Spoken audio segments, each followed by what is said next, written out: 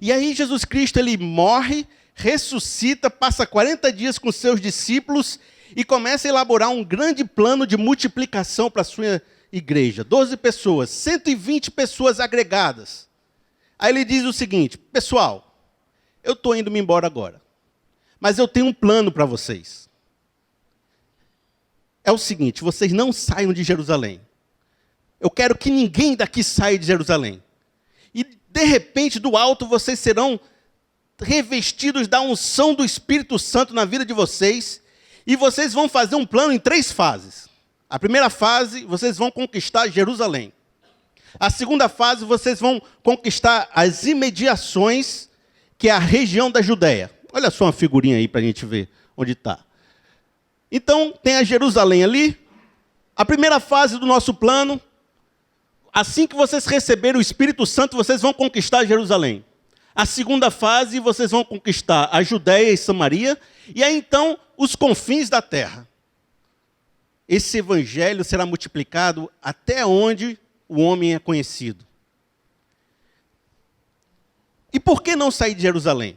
Porque naquele momento, na festa de Pentecostes, 50 dias depois da ressurreição, era o momento onde Jerusalém estaria mais abarrotada de gente. E viriam pessoas de todas as nações para a festa de Pentecostes. Então, em vez de mandar os discípulos cada um para um canto, eles disseram: vocês ficam aqui, eu vou trazer o povo de todo lugar do mundo para vocês falarem com ele. Entendeu? E veio gente de várias regiões, foi se aprumando. O pessoal parado numa casa, 120 pessoas, o grão de mostarda. E veio o Espírito Santo, um som estrondoso. Diz a Bíblia que o pessoal começou a olhar: que som é esse? Que barulho é esse? Veio uma labareda de fogo, sinal luminoso e sinal sonoro, né? Já atraiu a galera, todo mundo, né? E eles começaram a falar na língua e no dialeto de todo mundo que estava nas nações. Falaram em línguas. Então todo mundo que veio das nações começou a ouvir uma palavra de Deus. E Pedro se levantou e começou a dizer: olha, vocês assassinaram Jesus Cristo, mas ele ressuscitou. E agora vocês estão vendo a manifestação do Espírito Santo de Deus profetizado em Joel. Meus irmãos, a pregação foi com tanto poder, com tanta unção, com tanto assim, que se converteu 3.000 pessoas. Olha o primeiro quadro. 3.000 pessoas em Jerusalém. Atos 2:41. E aí a gente tem que começar a fazer uma reflexão. Tem muita gente que diz que igreja tem que ser pequena. Que igreja tem que ter assim, pequeno, que não é negócio de crescer, na verdade, é vaidade. Mas o próprio Jesus fez uma estratégia para conquistar o mundo. E na primeira conversão, 3.000 pessoas. A gente tem que aprender que igreja é para evangelizar, para ganhar almas mesmo. É para sair, para pregar o evangelho, para conquistar pessoas. Muitas vezes a gente fica confortável. Nós temos que ser pequenininho mesmo. Nesse nosso tamanhozinho, no grão de mostarda, nunca crescer. Mas não, está lá. A primeira, 3.000 pessoas. Aí Pedro e João, não satisfeitos, foram lá para o templo. Estão andando no templo, estão chegando no templo. O templo é o quê? O local onde tinha o maior número de recurso financeiro, porque toda a arrecadação ia para o templo. A maior aristocracia da região, os maiores ricos, donos de terra, iam para o templo. Os saduceus e os sacerdotes, quer dizer, todo o poder da nação de Israel e Jerusalém estava no templo. Aí chegou João e Pedro, tinha um aleijado há 40 anos, e aí o aleijado pediu ajuda, aí Pedro falou o quê? Olha, nós não temos ouro e nem prata, mas o que temos nós te damos. Em nome de Jesus Cristo, levanta-te e anda. E o cara levantou, e a multidão olhou: rapaz, que negócio é esse, que coisa maravilhosa. Pedro já se levantou, já pregou, que era cada milagre uma passada, entendeu? Aí mais agora foi para 5.000 pessoas, lá no templo. Atos 4:4, 5.000 pessoas se converteram. E o que Pedro estava dizendo?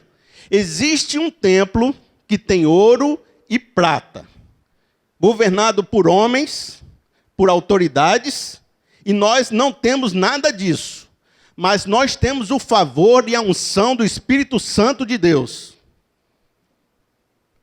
E começou a se formar esse grande cenário entre os que tinham o poder de Deus e os poderosos e grandes da época. O ringue estava meio que formado. E Pedro começou a pregar. E a multiplicação continuou. Vejam, tem mais 2 multiplicações que acontecem ainda.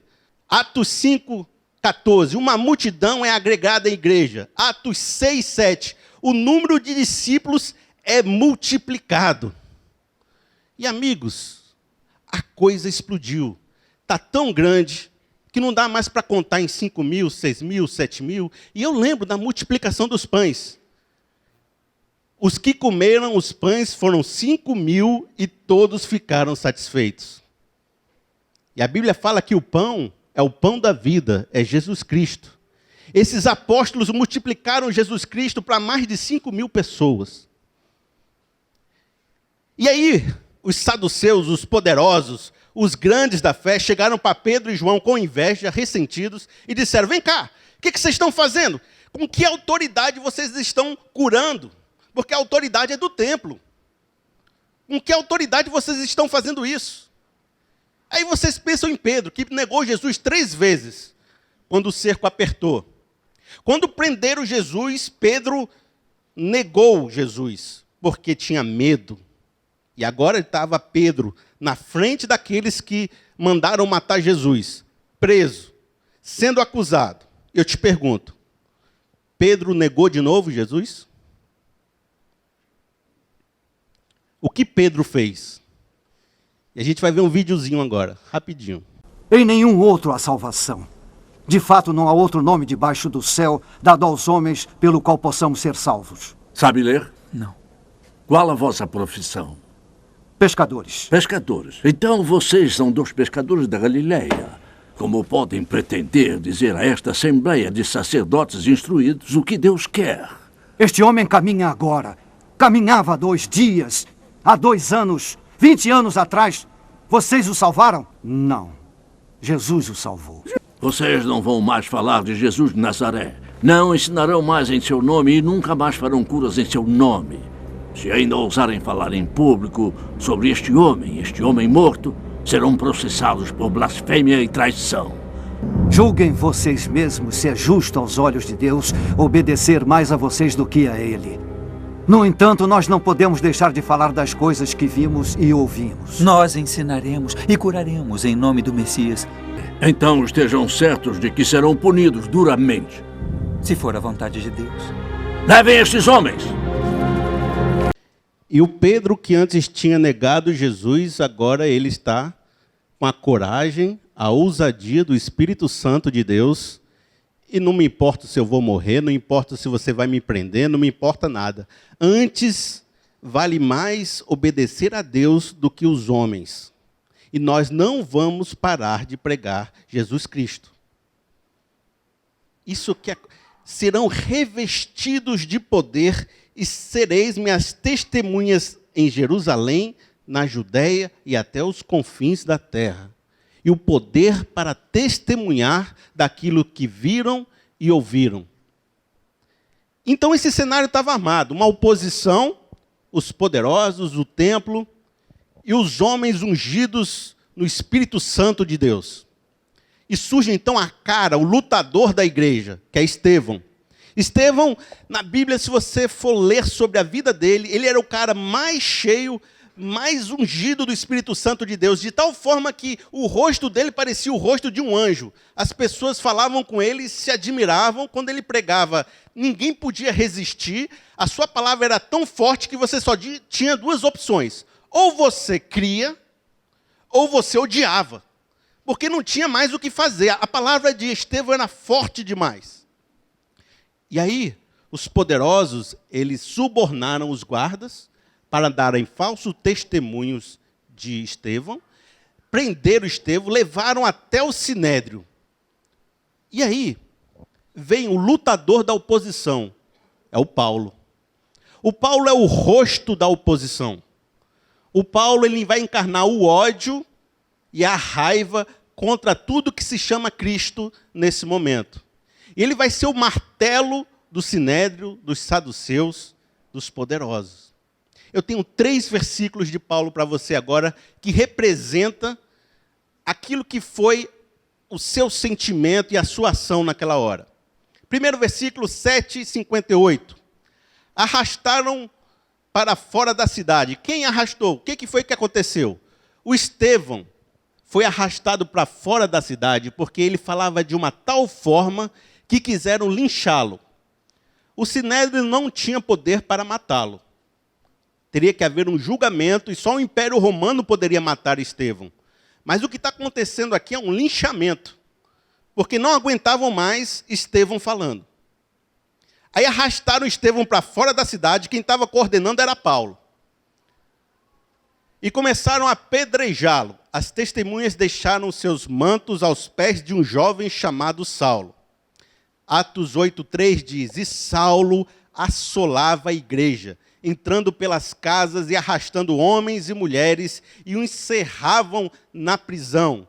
Esse assolar é um termo grego que fala sobre como um predador que despedaça a sua vítima. O Paulo, ele era chamado de exterminador.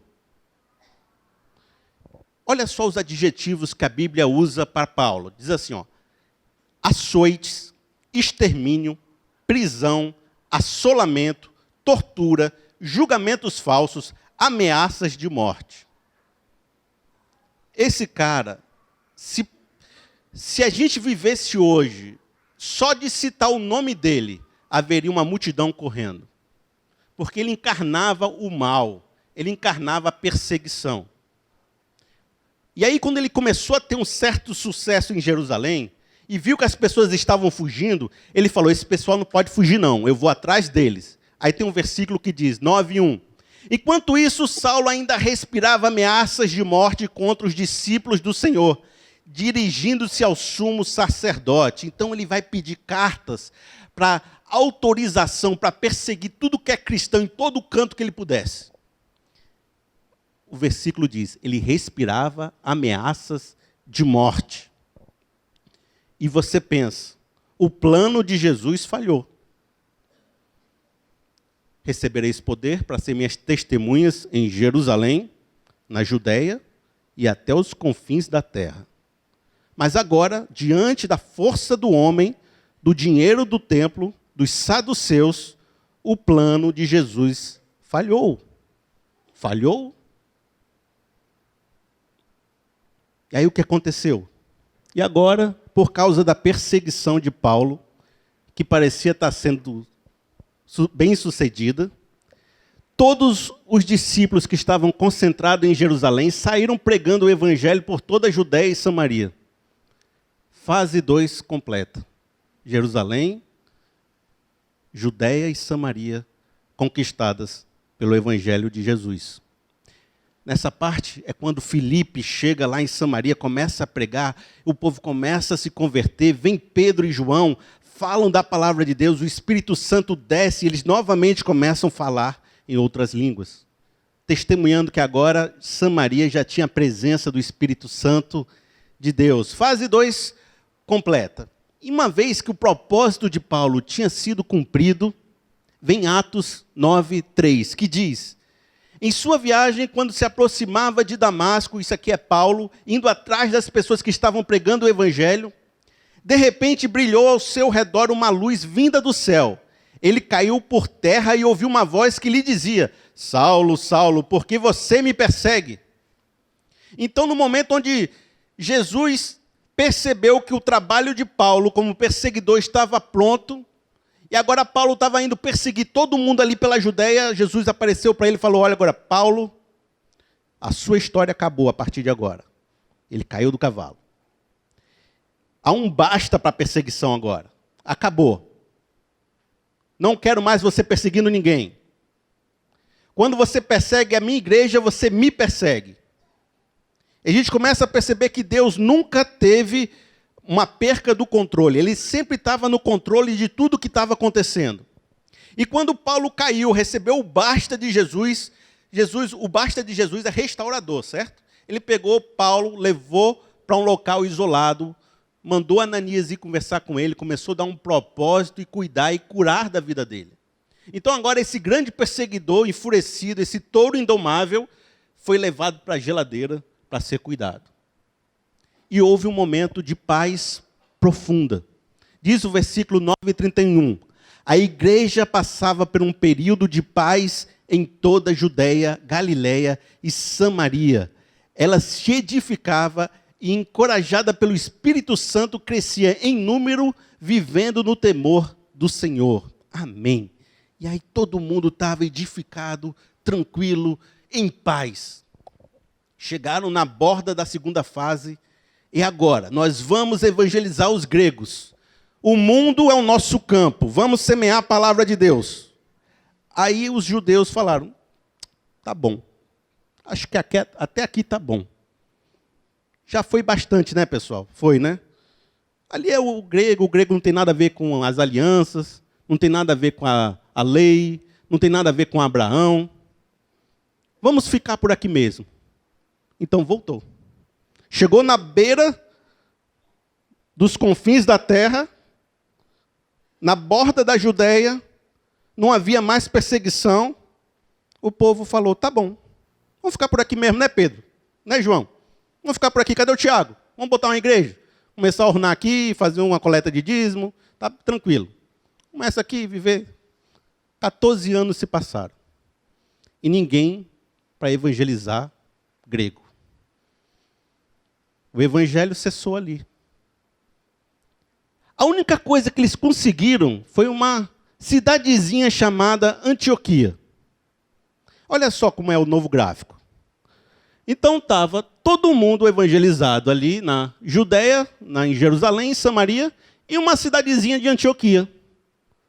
E o resto dos confins da terra sem a força do evangelho.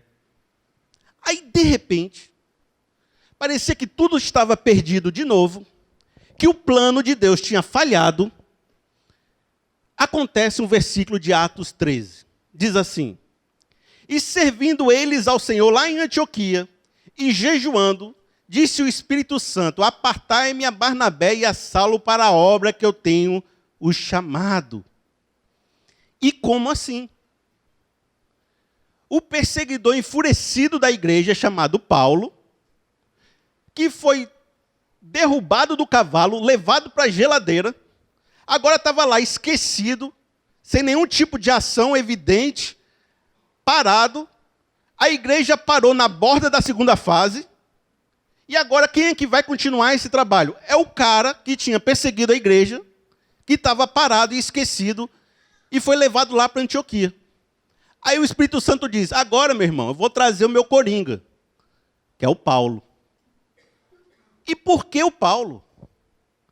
O que Paulo tem que faria ele ser o cara, o líder da igreja a partir de agora? O que tem a ver a missão do Paulo com a missão de Jesus Cristo nesse momento? Você não tem como perceber o que Deus está fazendo olhando para o futuro. Mas quando você olha para trás, você começa a ver tudo que Deus fez e como Ele foi construindo a sua história para que naquele momento você pudesse ser usado. É a mesma coisa que Paulo diz no seguinte versículo, Gálatas 1:15. Mas Deus me separou desde o ventre materno e me chamou por sua graça quando lhe agradou. Percebeu que Paulo tem uma consciência de que ele era usado por Deus desde o ventre da mãe dele, que tudo que aconteceu na vida dele tinha um propósito, desde o seu nascimento, do seu lugar de origem, da maneira como ele foi criado, crescido, e até suas dores e seus traumas, eram tudo sendo construído por Deus para que ele fosse esse homem usado, chamado e trabalhado. Mas quando nós somos novos, quando você é novo, quando você não consegue ver o que Deus está fazendo com a sua vida, mas a partir do momento que você vai crescendo, vai vendo a obra de Deus, vai vendo as possibilidades, você diz, olha, foi por isso que Deus fez aquilo na minha vida. Foi por isso que lá atrás Deus falou aquilo, foi por isso que eu aprendi aquilo outro. Deus vai conectando os pontos na vida de Paulo. Eu tenho alguns pontos para você da vida de Paulo que foram conectados. Ele nasceu numa cidade grega. Paulo era grego. Ele nasceu em Tarsis, lá na Sicília, uma das capitais portuárias com maior tráfego de gregos. entrava gente, saía gente. Ele conhecia os ídolos pagãos, ele conhecia as filosofias, ele era fluente no grego. Esse cara saberia andar por todos os confins da terra, falando, andando, conhecendo, conversando, porque ele não nasceu em Jerusalém, ele não nasceu na Galileia, ele não nasceu na Judéia, ele era um cara contemporâneo. É que nem um cara nascer lá em Itapipoca e o outro nascer lá em São Paulo. Paulo nasceu em São Paulo, entendeu? Ele conhecia grande cultura. E ele sabia muito bem dos perigos das filosofias dos gregos. Ele mesmo fala isso em suas cartas. Cuidado com as filosofias e a sutileza dos gregos. Outra questão, outro ponto que Deus uniu nesse momento, foi que Paulo ele era cidadão romano.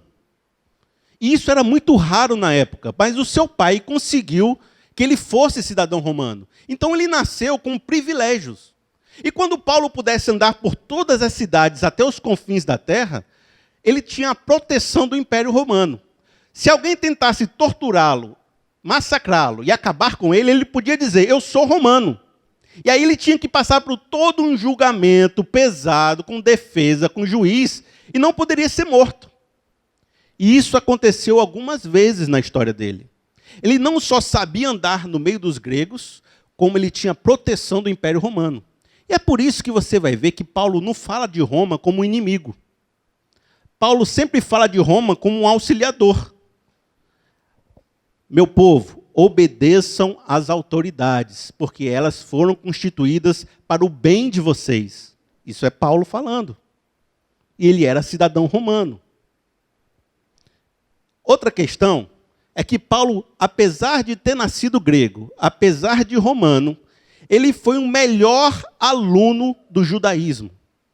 Dizem que ele excedia em entendimento todo mundo da geração dele. Ele sabia mais do que lei, do que todo mundo.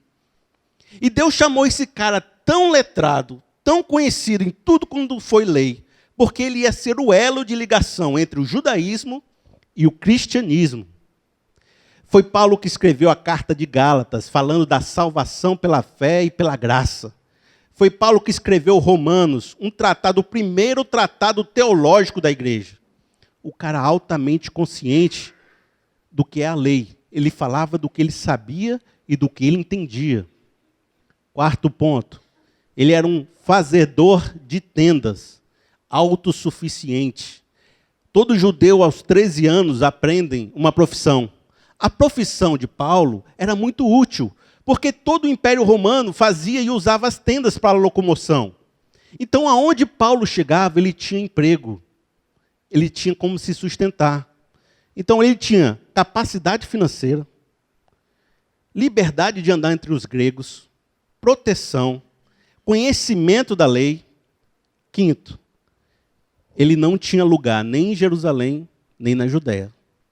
Porque como ele foi perseguidor da igreja, os cristãos não recebiam ele. E os judeus não queriam mais saber dele. Então, ele era o cara que não podia evangelizar Jerusalém. E ele não podia evangelizar a Judéia. Ele tinha que ficar fora, lá em Antioquia. Entendeu? Então, ele já não podia voltar para trás, para o templo. O único lugar que ele podia ir é para frente. E ele dizia, esquecendo das coisas que para trás ficam, prossigo para o alvo da minha soberana vocação. 6. Ele recebeu uma revelação especial de Deus. Olha só o versículo que fala sobre isso. Assim como Moisés recebeu, como João recebeu, ele recebeu também. Gálatas 1, versículo 11. Irmãos, quero que saibam que o evangelho por mim anunciado não é de origem humana. Não recebi de pessoa alguma, nem me foi ele ensinado. Pelo contrário, eu recebi de Jesus Cristo por revelação. Gálatas 11, 12. 1, 11 e 12. O que ele está dizendo? Olha, a minha mensagem foi Jesus Cristo que me ensinou. Houve um período que eu estava na geladeira, onde eu fui ministrado por Jesus Cristo. E agora, sabe o que eu digo para vocês? Que não há mais nem judeu, nem grego, nem servo, nem livre, nem macho, nem fêmea, pois todos são um em Cristo Jesus. Cristo rompeu a barreira de separação que existia entre os povos. Não há mais judeu e não há mais grego. Fazendo dos dois povos um único povo. E se existe a aliança nos judeus, Deus também predestinou os gregos para a mesma salvação. Enquanto estava a igreja judaica com Pedro, João e Tiago, Paulo, na coragem e na unção do Espírito Santo, disse: eu tenho uma palavra, e esses gregos são filhos de Deus como vocês. E Paulo saiu ganhando o mundo. Primeira viagem missionária. Segunda viagem missionária. Terceira viagem missionária. E Roma. Ao final do capítulo de Atos, Paulo chegou em Roma. E ele tinha liberdade para pregar na sua casa. Ele estava preso. E o sentimento que ele teve que, a partir agora da cidade, da maior cidade do mundo, do maior centro do mundo, ele começou um centro de pregação e evangelização do mundo. Essa é a nossa terceira fase, talvez quase que completa. Porque ele chega a dizer em Colossenses que eu fui feito ministro e preguei a quase toda criatura que tem debaixo do céu. E eu tenho 3 palavras para nós hoje. Uma, Deus tem o controle da história nas mãos. Em nenhum momento Jesus foi pego de surpresa. E todas as fases foram completas. O que ele disse lá no começo, recebereis poder para ser minha testemunha em Jerusalém, na Judéia e até os confins da terra, foi cumprido em nome de Jesus. E o seguinte, Deus não joga dados com a sua vida. Ele tem um plano para você. E o que ele planejou, ainda que haja uma perseguição, será cumprido. Segundo, o que nós podemos aprender sobre isso? No tempo certo, ele vai conectar os pontos da sua vida. E muitas vezes você não sabe o que Deus está fazendo na sua vida. Mas no tempo certo, tudo vai fazer sentido.